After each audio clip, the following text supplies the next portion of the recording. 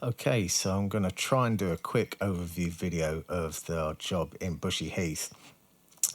So this was the original model that was created. It was to scale, but obviously basic, of the house, no roof. So that wasn't being changed, and the purpose of the model was to finalise the design on the rear roof. It was designed by the architects, but the clients didn't like the design. And just as we were about to frame it out, they wanted to make a change, so I created the model. We did one version here, one version here, and this was the version, a simplified version that was chosen.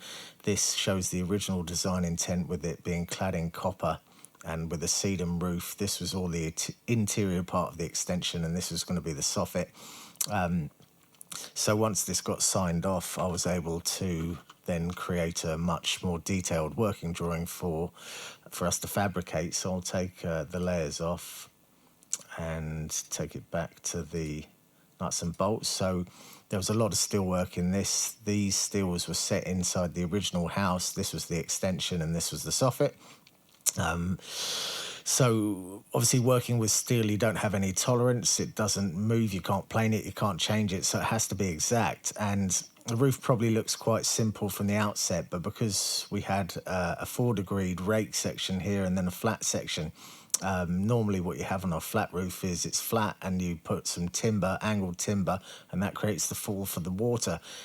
In this design, they wanted the angled underneath and on top.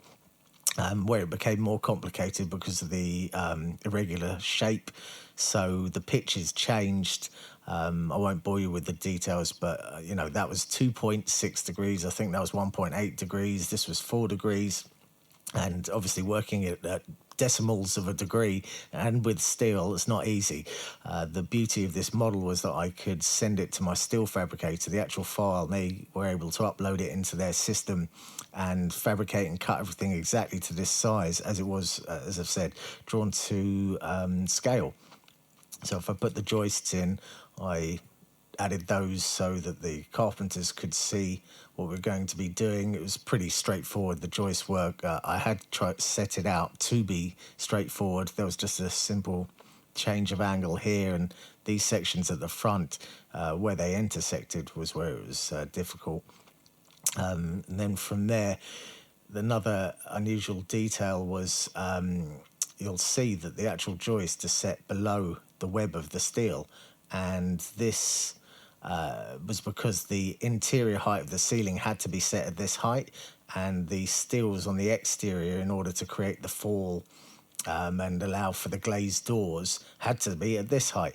So when I modelled it, I was able to factor for this with the timber here, and I knew that I was going to have to get some hangers which I could order to get the correct size. Another detail, and the reason for that was, let me come into the model, it's going to be a bit confusing. So you'll see if I pull inside here, 1 second, sorry.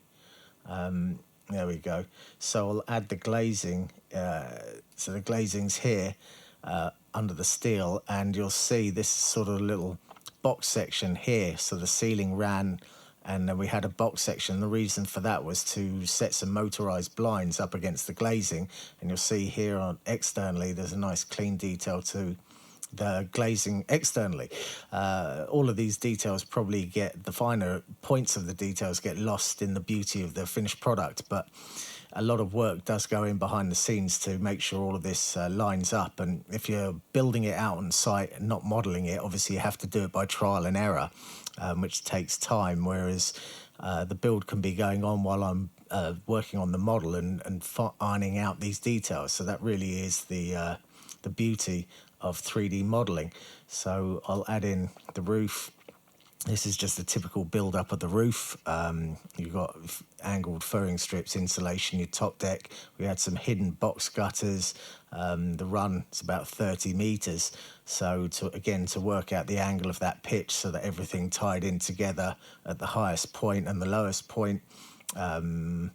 That was useful again to be able to do with this drawing. I've got skylights. I'll put the soffit back on. So the original design intent for the oval skylights was done by the architects, but There was no working drawings, so I actually had to design and fabricate these on site and install them. I'll do another video to talk about those because they were quite complex, but for now we'll just leave this video here. So I hope that was provided some useful information. Thanks. Look out for more videos.